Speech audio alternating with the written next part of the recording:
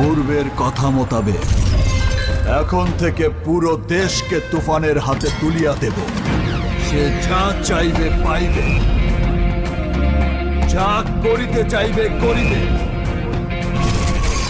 তাহাকে কোনো কিছুতেই বাধা দেয়ার এখতিয়ার কেউ রাখিতে পারিবে না।